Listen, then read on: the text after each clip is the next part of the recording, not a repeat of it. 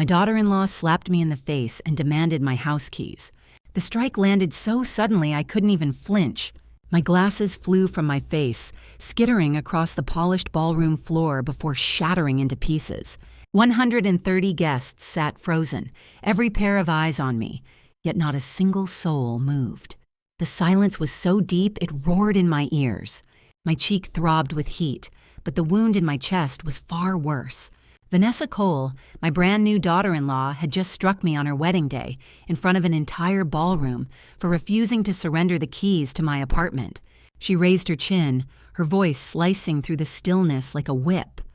"That's what you get for being selfish. You're old. You don't need so much space. Stop clinging to what should be ours." A ripple of whispers passed through the crowd, sharp as knives. Some guests lowered their heads, pretending not to see. Others leaned in close, murmuring like carrion birds circling fresh prey. But not one person, not one of those 130 witnesses, offered me a hand, a word, a shred of comfort. I crouched alone, trembling, gathering the fragments of my broken glasses as humiliation scorched me from the inside out, and Daniel Whitmore, my only son. He stood beside his radiant bride, eyes fixed on the gleaming floor. He did not look at me. He did not speak. To him, in that moment, I was nothing. Vanessa's smile curled, cruel and triumphant as she smoothed the lace of her gown. Her words dripped venom, each one meant to pierce deeper than the slap. "You're not welcome here anymore. Daniel and I need privacy for our new life. Your apartment will do nicely until we find something better." Her voice was honeyed poison, and I felt the last threads of my dignity unravel. For months I had endured her sly insults, mocking my old clothes, my worn car, my quiet life. But this public strike, this theater of cruelty before 130 silent witnesses, this was the line that could never be uncrossed. I rose slowly, body trembling under the weight of every watching eye. Tears blurred my vision, but they were no longer tears of weakness. Inside, something shifted, something hardened. That slap was not just a blow to my face. It was the moment everything changed. It was the final straw. My name is Clara Whitmore, and I am 68 years old. Most days, the world passes me by without a second glance, which is exactly how I've learned to survive. I live alone in a modest 2-bedroom apartment with creaking floors and windows that sing when the wind picks up. I drive an old sedan that starts on the second try when it's humid and the third when it rains. 3 days a week, I clock in at a tiny flower shop on the corner, hands in cool water, breath filled with green, sweet air, arranging lilies for funerals and roses for apologies.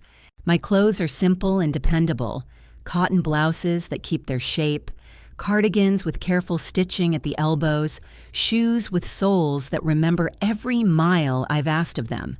I buy on sale, I mend what can be mended, and I carry the same black purse I've had for 5 years. Its leather softened by time, its lining inked with faint pen marks where I used to jot grocery lists and reminders. If you opened it, you'd find receipts tucked into the side pocket, a small tin of mints, a key ring heavy with history, and a neatly folded handkerchief I ironed myself. To the outside world, I am the image of a middle-class widow on a fixed income.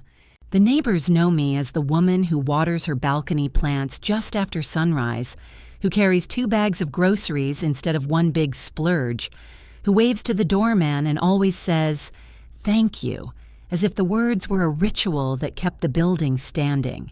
They see the smallness of my life and mistake it for lack. People like Vanessa Cole glance at my worn cardigan and read weakness, a blank space they can write over. They see a woman to be guided, if not pushed, toward better decisions. They see someone easy to dismiss, easy to manipulate, easy to humiliate. But appearances can be the most faithful disguise, because the truth is far different. Before my husband Edward Whitmore passed away, we built something together, quietly, carefully, relentlessly. Edward never was the ordinary office worker people believed. He had the kind of mind that could see 10 moves ahead without moving a muscle. He started with a modest import business, then learned to read balance sheets the way other men read weather, sensing the turn of a market the way a farmer smells rain. At our kitchen table, dinner plates cleared, ledgers open, he taught me that numbers are stories, and that stories tell you where risk sleeps and where it wakes. We made a choice early in our marriage, a private oath, to live beneath the radar. Visible wealth invites strangers to make plans for you, Edward used to say, tapping a pencil against the column of figures. Invisible wealth lets you make plans for yourself. So while others bought bigger houses to match bigger paychecks, we stayed where the walls already knew our names. While colleagues traded cars at the hint of a promotion, we drove the same reliable sedans and paid cash for maintenance. We left the applause to people who needed it. We needed something else, safety, privacy, a long horizon. So I learned the art of being underestimated. I kept my hair neat but unremarkable, my voice soft but steady, my questions few and my listening long. I learned that silence opens doors boasts never even find. I learned that there is power in the small, steady habits that look like routine from the outside, but are actually guardrails from within. All the while I worked quietly. We diversified. We held. We did not chase what glittered. We studied what endured. And as the years went by, what we built grew tall in places no one could see. Statements mailed to a P.O. box. Deeds locked away. Accounts that didn't care whether we wore new shoes or last year's coat. It was not just money. It was a philosophy, the discipline to refuse theater so we could afford truth. When Edward died, the apartment felt too large and then, somehow, exactly right. I kept his teacup on the second shelf, his sweater folded on the chair for a year longer than most would call reasonable. Grief made my hands tremble at odd times when a song from our wedding crept through a florist's radio, or when I caught my reflection in a shop window and saw a woman still looking for a man who had already found his rest. But grief also sharpened me. It taught me to move without noise, to plan without counsel, to carry the weight of a future I never imagined I'd have to shoulder alone. So I played the part, the modest widow, the woman who needed help deciding which bulbs to plant for spring, the mother who seemed to have nothing to offer but love. I drove the car that coughed on rainy days, and I smiled at cashiers who called me dear. I let people believe what they wanted to believe, because their belief cost me nothing and bought me time. What no one knew, not my neighbors, not my friends, not even my own son Daniel, was that the life they saw was only the surface. Beneath the plain clothes in the small apartment lay decades of discipline, carefully laddered investments, properties chosen for location rather than applause, contingencies mapped out like escape routes in a theater. I kept records the way some people keep diaries, tidy and complete. I knew where every key in my purse belonged, and I knew what every key could open if I ever needed it to. I did not expect to use those keys against my own family. I did not expect the day would come when silence would be mistaken for surrender or humility for emptiness. But that day arrived in a white dress and a raised hand. And as the echo of that slap still rang in my ears, I felt a lifetime of careful planning move from the background to the stage. What Edward and I built was meant to protect those we loved. Now, for the first time, it would have to protect me.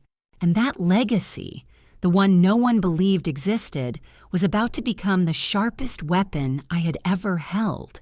I still remember the first time Vanessa Cole crossed my threshold. Daniel rang the bell and stood there with that tight, hopeful smile he wore whenever he needed me to approve of his choices. Behind him, Vanessa positioned herself half a step back, close enough to claim him, distant enough to appraise me. A performer waiting for her cue. She was the kind of beautiful that photographs well, hair sleek, makeup precise, a dress whose seams knew exactly where to draw the eye. but it was her gaze that told the truth. She didn't look at me, she took inventory. Her eyes clicked over the hallway mirror, the scuffed console table, the small lamp with its warm shade, then a slow sweep, living room, secondhand sofa, the old rug I'd mended on a quiet winter night, the small kitchen where the refrigerator hummed a steady note. I could almost hear the numbers ringing up in her head. Value, age, condition. She smiled, but the smile stopped a centimeter short of her eyes. Oh, how cozy. There was a half-beat pause before cozy, a tiny lift at the end that turned the word into an evaluation. I caught Daniel's glance, half pleased, half pleading, and I knew, with the clarity of a woman who has lived long enough to trust her first instinct, what role Vanessa intended to play. She moved through the room without asking, grazing surfaces with her fingertips the way you test fabric quality. Her handbag, structured, expensive, landed at the center of my dining table as if to mark territory. She straightened a picture frame by 1 degree that hadn't needed straightening, then tugged open the curtain to let more light in, as if the apartment itself were the thing that needed improvement. From that first visit, the humiliations began, small daggers wrapped in velvet. On her second visit, she studied my blouse, a good cotton, well cared for, older than her engagement. "Clara, don't you ever treat yourself to something new?" she asked, head tilted, voice dipped in syrup. "You'd look so much younger in brighter colors." Not a suggestion, a correction. The next time, she watched me reach for my keys and let out a bright, brittle laugh. "That car of yours, it's ancient. Honestly, it can't be safe for a woman your age." Her hand fluttered to her chest as if concern lived there, but the corners of her mouth betrayed her, the tiniest notch upward, satisfaction disguised as care. She never confronted. She accumulated. Little cuts close together. Even my work at the flower shop, those quiet hours where grief and apology passed through my hands in petals, became something to diminish. "I don't understand why you still work," she said one evening, drifting her fingers along the rim of my teacup as if testing for dust. "At your age, you should be relaxing. But if keeping busy makes you happy..." Her smile finished what she didn't say. "Because you can't afford not to." She had a choreography to her presence, heels planted wide enough to hold ground, shoulders angled slightly toward Daniel when she wanted him to echo her, palms open when she pretended to offer choices, palm down when she meant command. Her perfume arrived a second before her sentences, sweet at first, then insistent. When she leaned in at dinner, the scent pressed into my air as surely as her words pressed into my boundaries. The brochures started showing up like calling cards.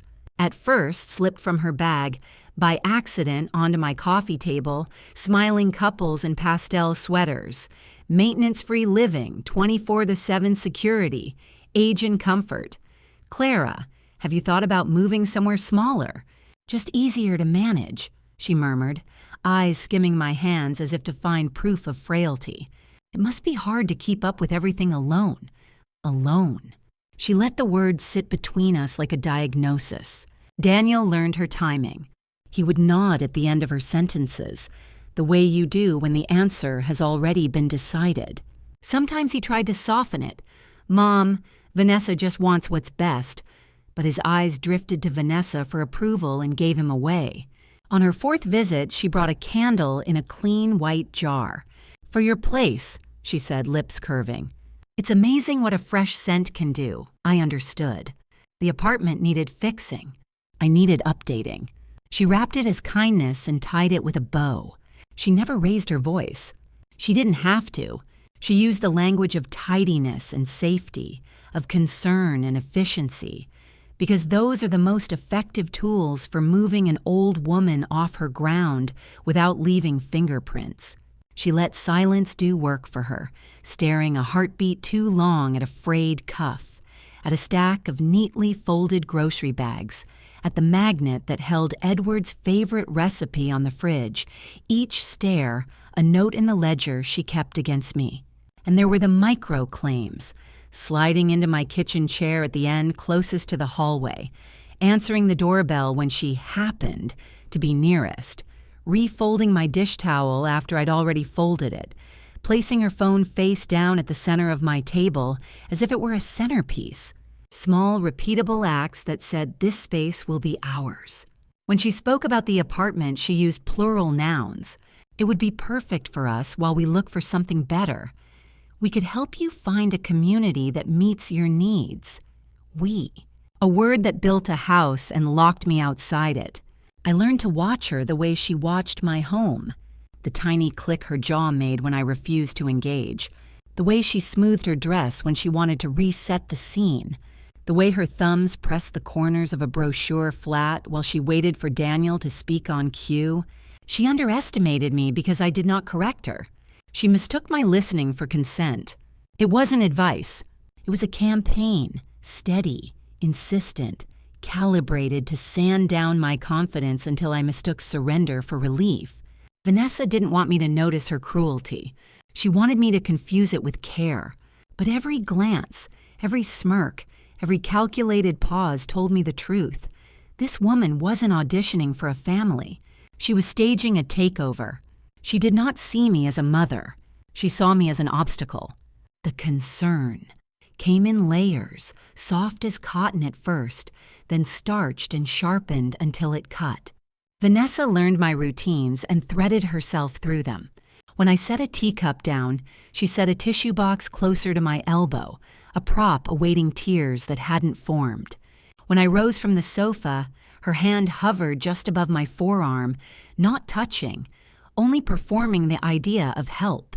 Her voice wore a gentle nurse's cadence, but her eyes were busy measuring outcomes. "Clara, it worries me. Living alone at your age," she cooed one afternoon, head tilted at the sympathetic angle she'd practiced. "What if you slip in the shower and no one finds you for days?" She let the sentence hang, 3-4 heartbeats, long enough for the image to bloom in the room like a dark flower. Another time, watching me carry in groceries, she pressed her lips into a thoughtful line. "Stairs, cooking, cleaning. Don't you think it's all a bit much now? You deserve somewhere easier, safer, somewhere with people your age." She smoothed her skirt as she spoke, as if ironing out the last wrinkles of my resistance. Even her silences were weaponized. When I declined a suggestion, she didn't argue. She sighed, eyes lowered, playing a woman who cared too much to push harder, only to push harder later. What stung was Daniel. My son had once argued with me about politics, poetry, the best route to the coast, a mind of his own. Now his sentences arrived in Vanessa's rhythm, with Vanessa's little hesitations. "Mom," he said softly, "Vanessa has a point. Maybe it's time to think about your future. A smaller place would be easier for you." The words wore his mouth, but not his mind. The ambush arrived 2 weeks later, dressed in polite clothing. Vanessa didn't come alone. She swept in with her parents, Gregory and Patricia Cole, who carried themselves less like family and more like a closing team. Vanessa set a cream-colored binder on my coffee table, tabbed with pastel flags: safety, amenities, costs, transition plan. Gregory laid a leather folio beside it and aligned it to the table's edge with the precision of a man who believes in straight lines and tidy signatures. Patricia folded her hands on her lap, pearls resting just so, a smile calibrated to reasonable. "Clara, we're here because we care about you. It's time to make responsible choices." Gregory opened the folio. Columns of numbers. Highlighted totals. A sheet labeled "Net Proceeds from Sale." "We've done the math," he said in the tone bankers use when they think the facts are merciful. Selling this apartment would fund a senior residence, medical staff, prepared meals, constant safety.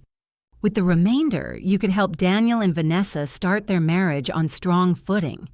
He looked up, satisfied. Everyone wins. They had a choreography, the three of them.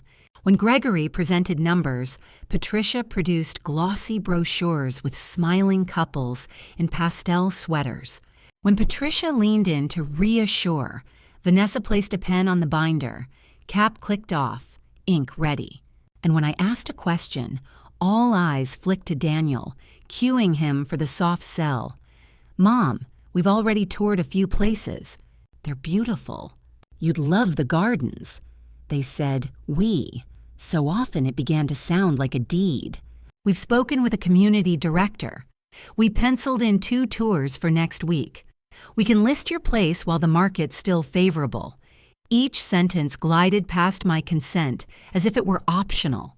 When I said no, the air changed by a single degree. Vanessa's concern cooled to clarity. Patricia's smile thinned. Gregory restacked his pages with a tap that sounded like a gavel. Patricia went first, voice lowered as if confiding a hard truth. "Clara, refusing to adapt at your age can be dangerous." She placed a brochure in my hands, Fasacher 7 on-site care in bold. Her fingers lingered half a second too long. "And if your judgment declines further, there are legal remedies. The court can step in when someone can't make rational decisions about their own welfare." She said it like a weather report, as if storms simply happen to people who don't move when told. Vanessa followed with honeyed poison. "No one wants that. We're trying to spare you the embarrassment later. Let us help you before things get difficult." Her eyes softened on cue.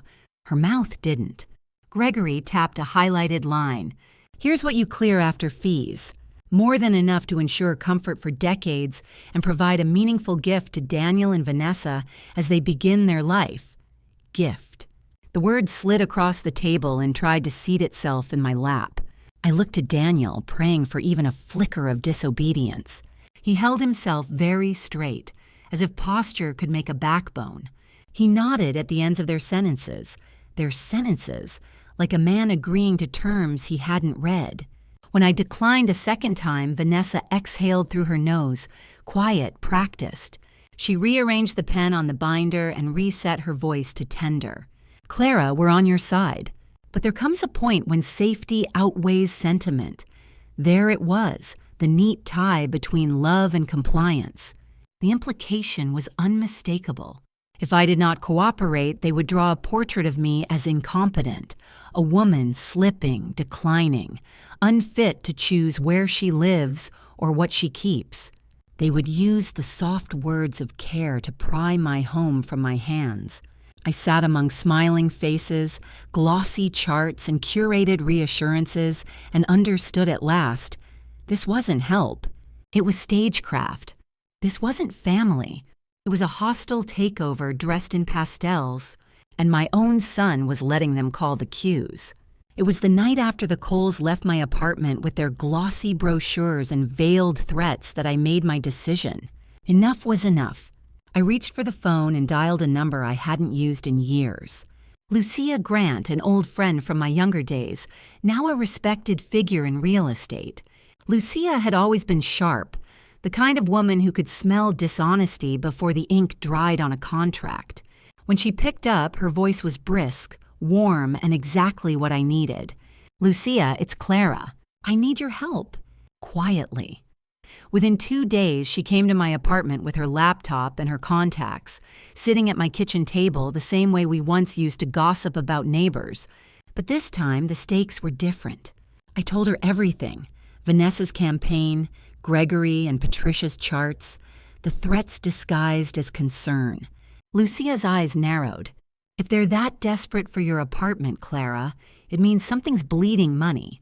Leave it to me."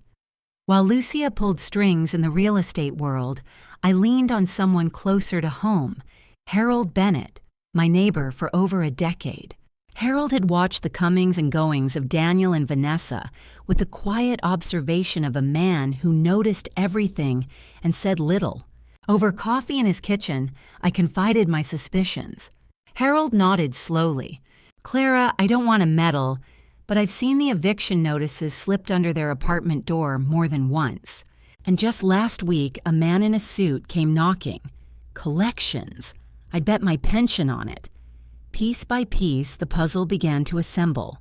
Lucia called me 3 nights later, her voice grim.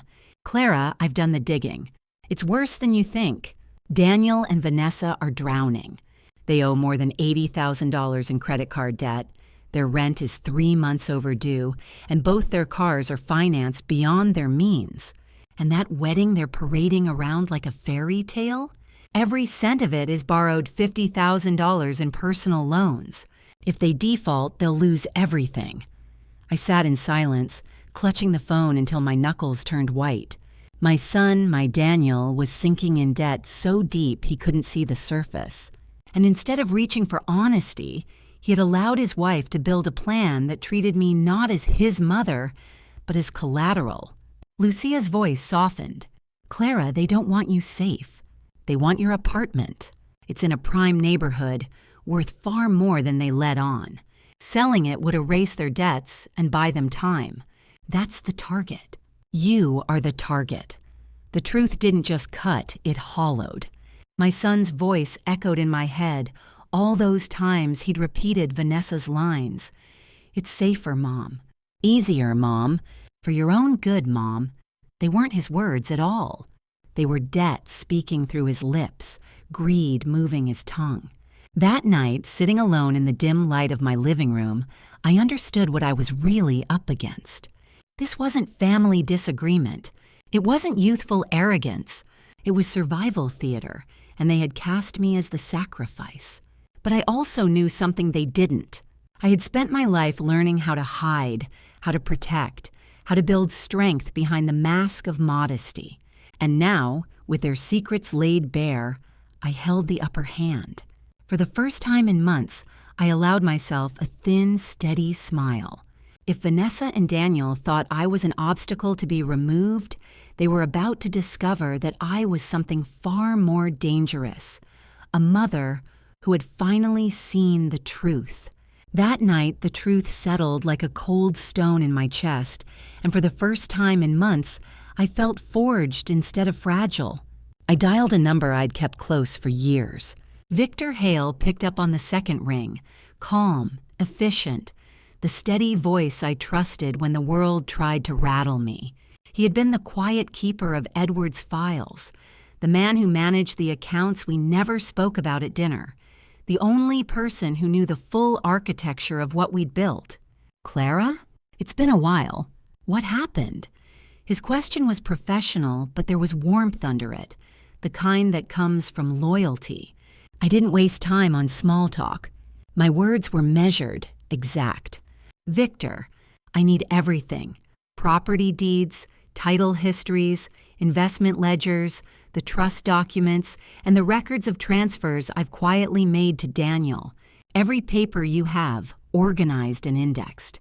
And I want a plan to halt any transfers that are funding Daniel and Vanessa's lifestyle, effective immediately.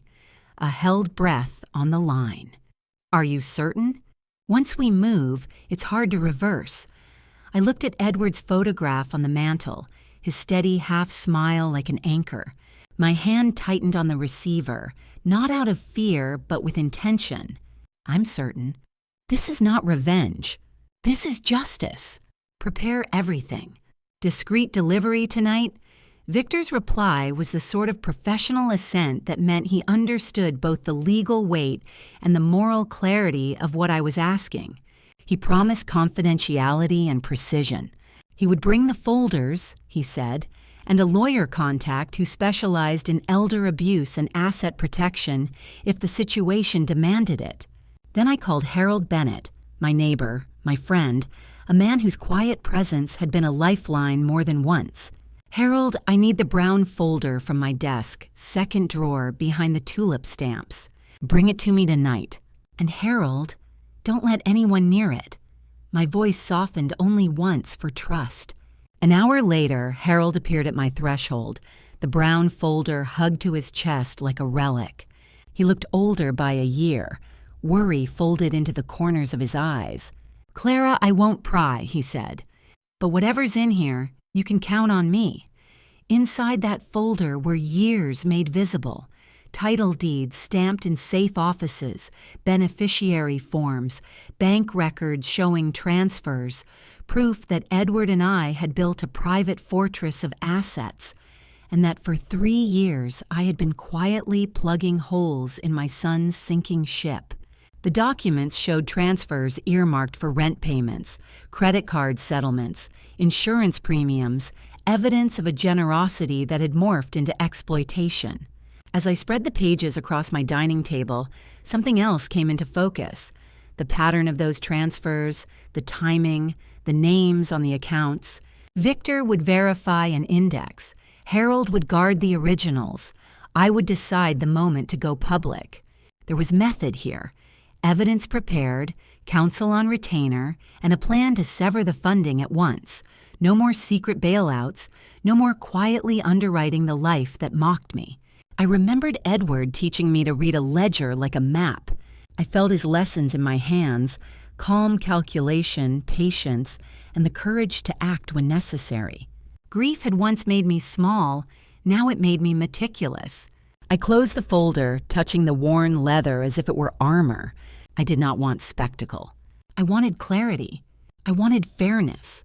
I wanted to reclaim the narrative before they could rewrite it into another version that painted me as irrational or feeble.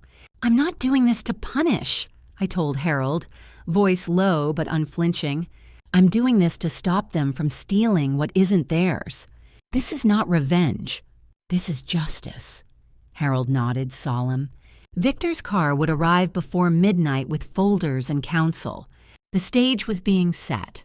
For the first time since Vanessa's hand had snapped across my cheek, I slept with a plan in my pocket and a resolve that would not be swayed. When morning came, the next scene would not be one of humiliation. It would be deliberate. It would be public. And it would change everything. When Victor's folders were finally spread across my dining table, I stared at them as if they were a mirror, one that reflected not the quiet widow in a faded blouse, but the woman I had once been, the woman I still was beneath the disguise. There it was, in black and white. Investment portfolios valued in the millions, carefully grown since Edward and I first started with nothing but a modest import business decades ago. A downtown office building under our names, drawing in over $50,000 a month in steady rental income.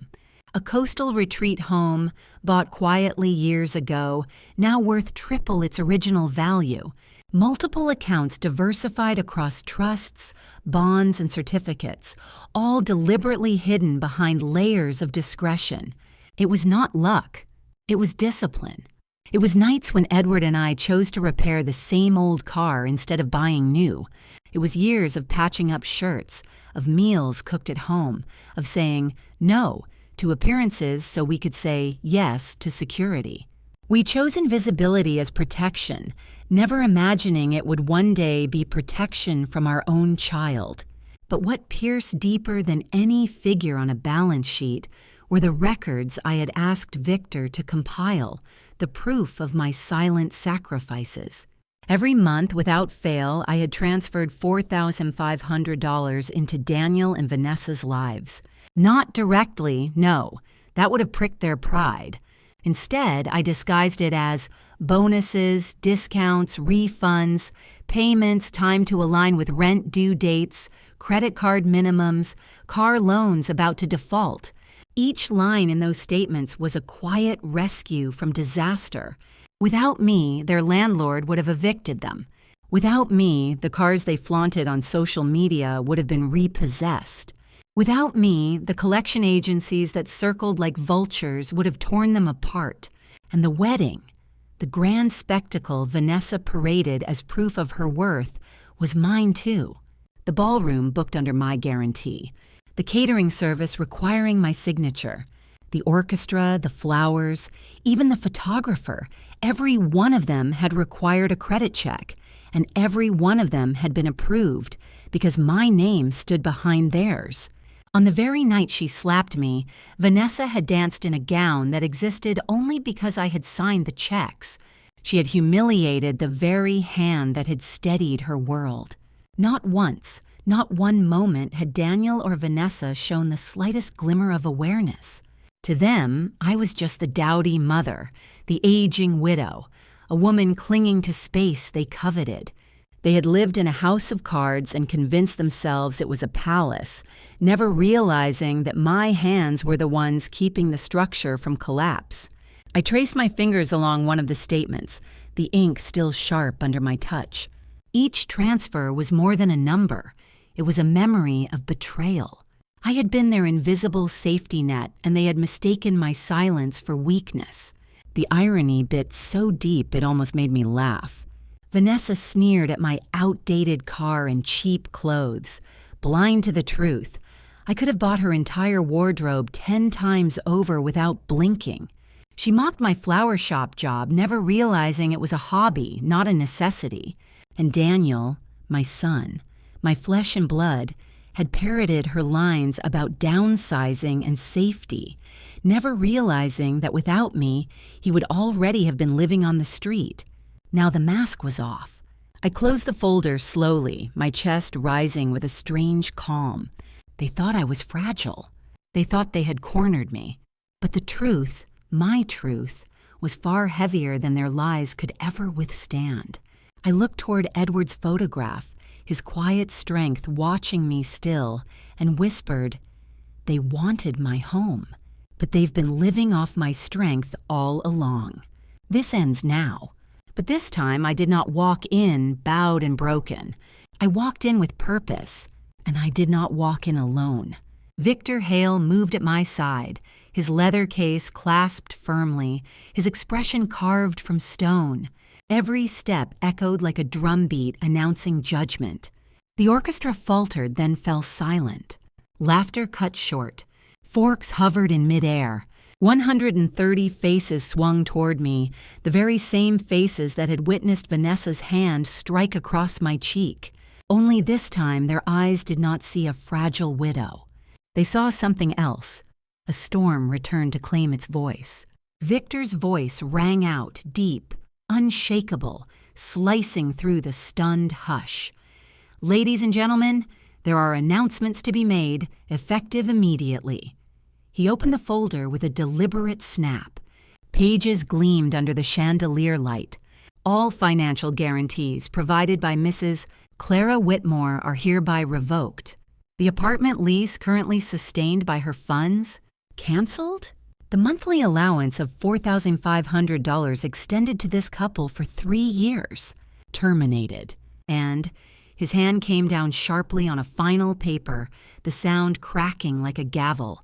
The $53,000 guarantee underwriting this very wedding. Withdrawn.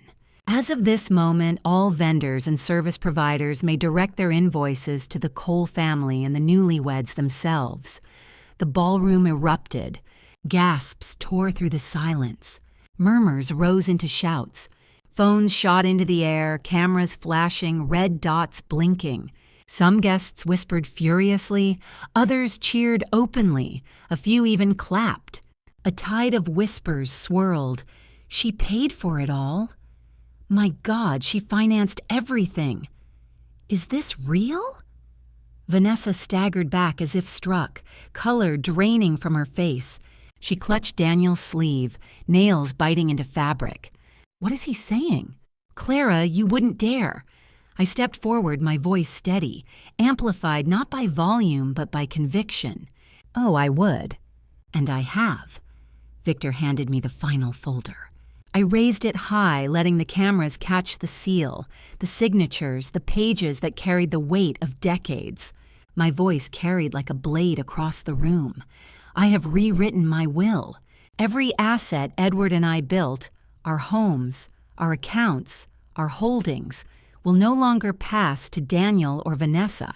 Instead, they will fund a foundation dedicated to protecting the elderly from exploitation by those they trusted most. A thunderclap of reaction surged through the room. Some guests leapt to their feet, applauding. Others stood frozen, mouths open. The air vibrated with shock, disbelief, awe. The ballroom that had once been Vanessa's stage was now mine. Vanessa's perfect composure cracked like shattered porcelain. She stumbled, mascara streaking, her voice shrill and ragged. "You can't!" You need us. You're nothing without us, Daniel finally broke. His voice shook, eyes wide, the arrogance drained away, leaving only fear. Mom, please, we made mistakes, but we can fix this. Don't cut us off like this. Don't leave us with nothing. For a moment, just a moment, I saw the boy he had been, the child who once reached for my hand in crowded places. Grief tightened in my chest like a vice. But then I remembered the slap, the whispers, the humiliation, the betrayal, and my grief hardened into iron. Daniel, I said, each word deliberate, unshakable. I gave you everything, my love, my trust, my sacrifices, and you chose deceit. You let her turn me into an obstacle instead of a mother. This is not punishment. This is consequence. Silence crashed back over the room, heavy, final, absolute. I stood tall beneath the chandeliers, no longer the frail widow mocked for her cardigan and her car. I was Clara Whitmore, a woman who chose dignity over deceit, justice over betrayal. And as Vanessa wept, and Daniel begged, and the cameras kept recording, I knew not even their tears could undo what had just been set in stone. The collapse came faster than even I imagined. Within 3 days, the carefully polished illusion that Daniel and Vanessa had paraded crumbled like a stage set pulled apart from behind. The first blow landed at their apartment. The landlord, no longer receiving the quiet transfers I had slipped to cover their rent, arrived with an eviction notice in hand. Movers came quickly, carrying out couches and dressers Vanessa once flaunted on social media as new acquisitions. Their expensive decor, mirrors, velvet chairs, lamps in gleaming chrome, were stacked on the curb like junk. Neighbors peeked through cracked doors, whispering. Children pointed.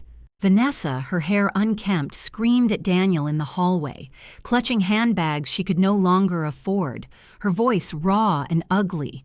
Then came the banks. With my transfers gone, the credit cards froze overnight. Accounts locked, minimum payments missed, penalties stacking. The bright SUV and the sleek sedan that had sat proudly in their parking spot were gone within 2 dawns, repossessed in silence while the neighbors watched. The couple who had once arrived everywhere in glossy style now had nothing but cardboard boxes and each other's accusations. The most brutal blow came from the very place they had chosen to humiliate me. The ballroom, the elegant hall that had hosted their fairy tale wedding, filed a lawsuit for breach of contract. The $53,000 I had once guaranteed was demanded in full from Daniel and Vanessa. News of the legal filing spread fast. A few guests from the wedding even leaked videos of the confrontation, and within days, whispers of scandal turned into open ridicule. Their dream wedding had become a public nightmare, and the Coles, Gregory, and Patricia were dragged down with them. Their names were on contracts, their reputations suddenly stained. Country club friends who once sipped cocktails with them now avoided their calls. Business partners pulled away. The same polished voices that had preached to me about responsibility were now caught scrambling, exposed as hypocrites in the glare of gossip. Meanwhile, my phone never stopped. It rang at all hours, messages flooding in, each one a plea or a threat.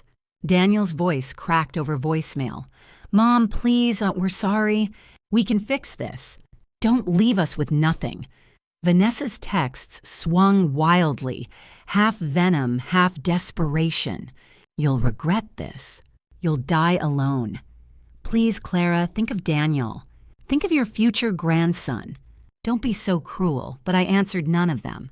Not once. Instead, I sat at my dining table, Victor's files stacked neatly at my elbow, Harold's loyal presence across the hall, and Edward's photograph watching over me from the mantel. My chest ached with sorrow, yes, but beneath the ache was steel. They had mistaken my silence for weakness. They had mistaken my love for permission, but now they knew I could not be bent. I would not be broken. I had chosen justice, and justice does not bow to crocodile tears or tantrums.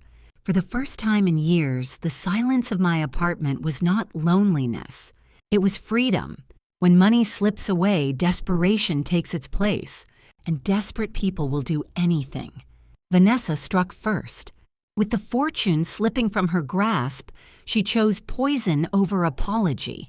She began to whisper lies in the right ears, her voice soft, calculated. Clara isn't well. She forgets things. She sees things that aren't there. Honestly, it's heartbreaking. She's just not capable of handling her own affairs anymore.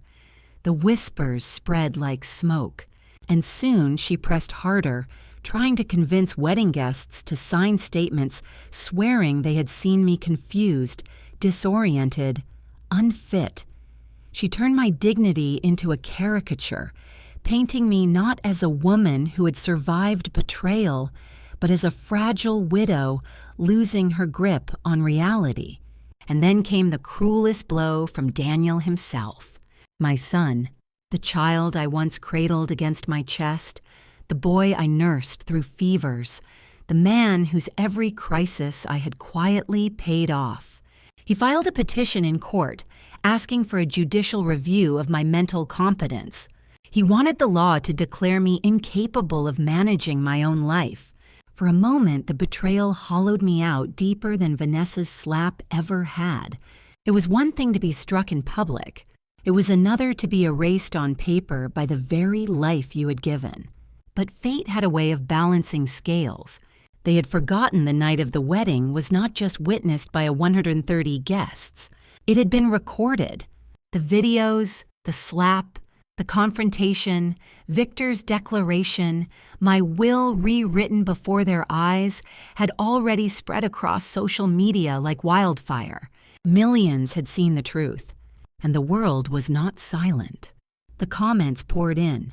A chorus of strangers turned into defenders. Protect Clara. She's the strong one. This is elder abuse, and it's happening in plain sight.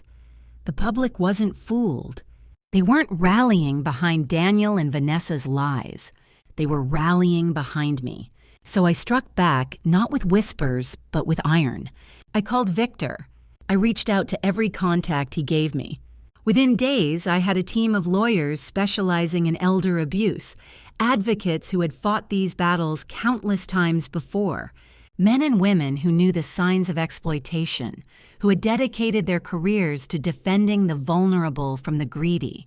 We built the arsenal, financial records tracing every silent bailout I had made for Daniel and Vanessa, medical evaluations attesting to my sound mind, my clear memory, my full competence, the videos, raw, undeniable proof of their abuse, already seared into the public's consciousness. Vanessa's lies were paper thin. Daniel's betrayal was recorded for all to see. They thought they could brand me as weak. They thought they could erase my voice, bury me under accusations. But they had made one fatal mistake. They underestimated just how dangerous a cornered mother can be when she finally stands tall. 6 months had passed, and the storm that once threatened to drown me had become the tide that carried me forward. The courtroom battle had ended. Daniel and Vanessa lost on every count. Their petition to strip me of my competence was thrown out with prejudice. The judge's words still echoed. This is a clear case of elder exploitation, and the court will not tolerate it. They were ordered to pay damages for emotional distress, legal fees, and restitution for funds they had misused. The Cole name, once polished and proud, was dragged through the papers, their reputation shattered. And within weeks, creditors came for what was left. Daniel and Vanessa were forced into bankruptcy, their social circle dissolved, their carefully curated image in ruins. For me, though, life had taken a different turn. I found myself sitting under the soft studio lights of Stories of a Lifetime, a program that celebrated survival and resilience. Across from me sat Margaret Lynn, the host, her eyes kind but sharp with curiosity. Cameras rolled, and for the first time, I told the entire story. I spoke of the slap in the ballroom, of the humiliation before 130 guests, of Vanessa's whispers, Daniel's betrayal, the Cole family's schemes. I spoke of the folder of evidence, of the will I rewrote, of the foundation I had created in Edward's name. And then I spoke of what mattered most, not revenge, not even justice, but dignity. No one, I said, my voice steady, should live in fear of being betrayed by those they raised. No elder should be silenced, dismissed, or exploited. I stayed quiet for too long. I will never stay quiet again. The studio was silent for a moment after I finished. Then the applause began, not polite but powerful, rising like a wave. That night, the episode aired to millions. Letters and messages poured in, stories from sons, daughters, grandmothers, widowers, people who had suffered in silence. They called me brave. They called me a symbol. But I was not a symbol. I was simply Clara Whitmore, a woman who had chosen dignity over deceit, truth over betrayal. And though I had lost a son, I had gained something greater, a voice not just for myself, but for every elder who had ever been told to sit down and be silent. 2 years passed, and my life no longer resembled the quiet widowhood Vanessa once mocked. What had begun as a defense of dignity had grown into something larger than I ever dreamed. The Clara Whitmore Foundation stood tall, its mission clear, to protect elders from financial exploitation and reclaim what had been stolen from them. I did not stand alone. Elena Navarro, a woman of fierce compassion, served as coordinator, her tireless energy turning vision into action. By my side, Harold Bennett took the role of vice chair, his loyalty and steadiness now etched into the foundation's core. Sophie Whitmore, my granddaughter, carried the torch of education as our director of outreach, teaching families and communities how to recognize the warning signs of abuse. Lucia Grant, ever sharp in real estate, helped us navigate property disputes and recover stolen homes. And at the heart of our operations, Victor Hale kept every dollar accounted for as Chief Financial Officer, ensuring transparency where once there had been secrecy. Together, we had already helped more than 400 elders, recovering millions in misappropriated assets. Each case was a victory, each story a reminder that silence had never been safety. It had only ever been surrender. For me personally, life bloomed again. I wrote a book, part memoir, part manifesto, sharing not just my story, but the voices of those who had suffered quietly for too long. I spoke at universities, conferences, churches, community halls, my voice steady where once it had trembled, and in the quiet hours, I returned to my garden. My hands in the soil, I felt Edward's presence, and for the first time in years, my health improved along with my spirit. But not all wounds healed. Daniel reached out 3 times over those 2 years, always with the same plea. Not for forgiveness, not for reconciliation, only for money. And each time my heart broke anew as I said no. Vanessa had long since abandoned him, leaving behind their son, Nathan Whitmore. I made a choice. For Daniel, I could do no more. But for Nathan, the boy who bore my name forward, I established a trust fund within the foundation, ensuring his future would be guided not by greed, but by care, education, and opportunity. As I looked across the foundation office one evening, watching Sophie lead a meeting, Harold double-check a proposal, and Elena's voice light up the room, I realized something profound. I had not simply survived betrayal. I had transformed it into a legacy. And though my son had chosen the path of deceit, I still believed in the future because the generation after him held my trust. I was no longer just Clara Whitmore, the widow in plain clothes. I was the founder of a movement, a voice for the silenced. And at last I was free. Kindness is not weakness. Dignity is not something to be bartered. And respect, once broken, may never be rebuilt. As I look back, I understand now what family truly means. Not the people who share your blood, but the ones who share respect. Not those who use you, but those who honor you. And so I will leave you with this. Real family isn't defined by blood. It is defined by respect and love. Clara Whitmore.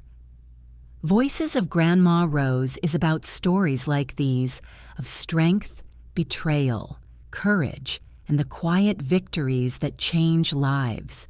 I'd love to hear from you. Have you ever witnessed or experienced a situation where kindness was mistaken for weakness? Share your story in the comments. We read them all. Don't forget to like, subscribe, and hit the notification bell so you won't miss the next story. Thank you for listening. And until next time, may dignity and love always guide your steps.